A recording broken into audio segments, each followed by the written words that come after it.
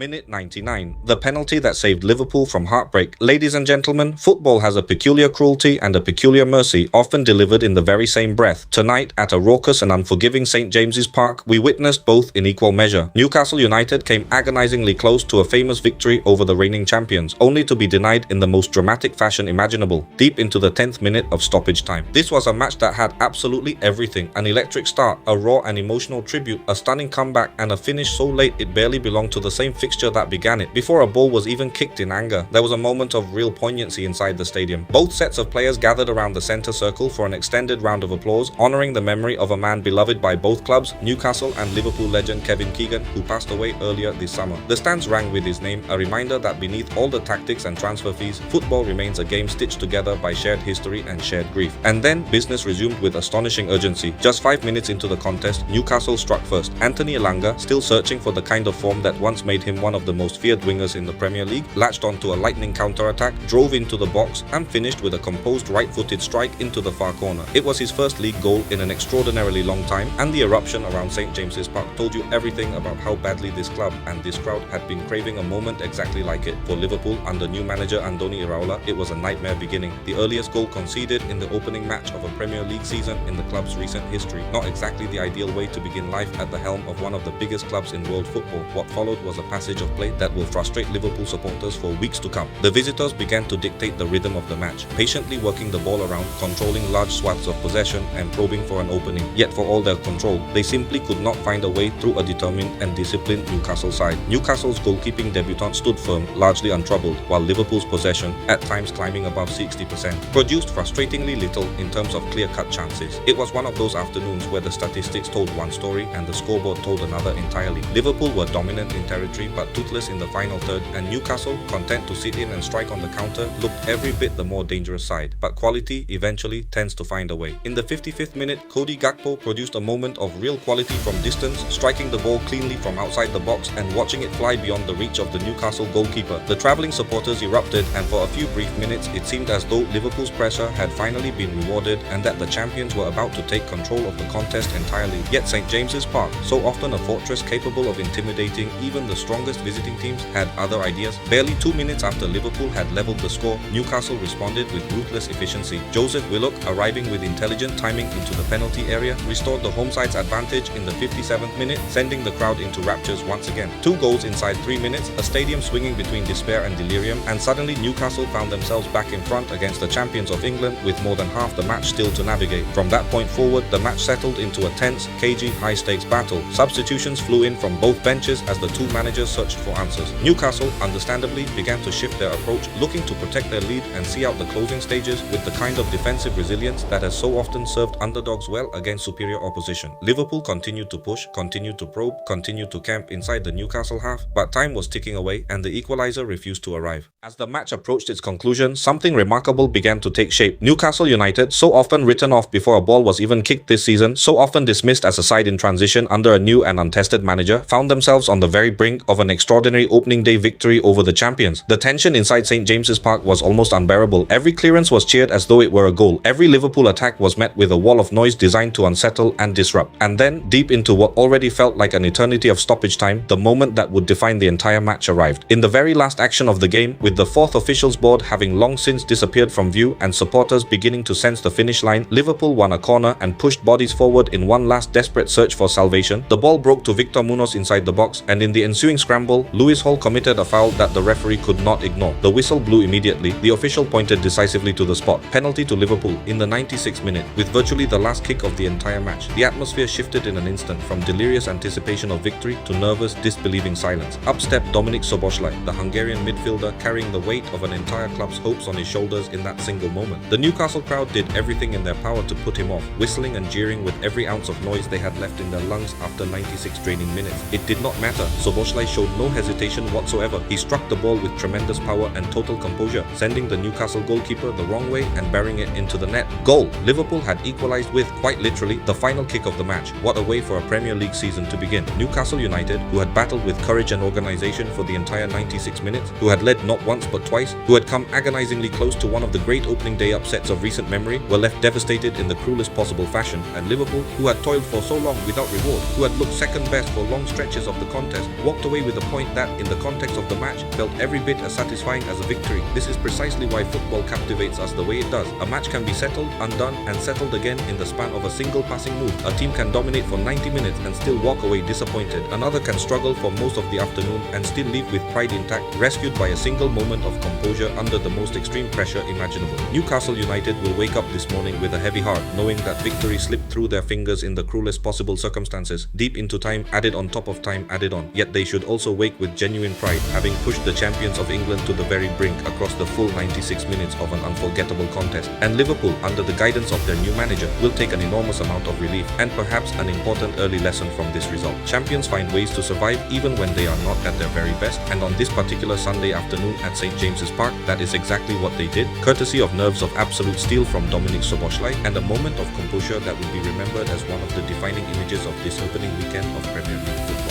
Newcastle 2, Liverpool 2, a result that, on reflection, satisfies absolutely nobody and yet somehow does full justice to everything both these magnificent football clubs poured into this remarkable afternoon. See you again for the next chapter of this thrilling Premier League season, ladies and gentlemen.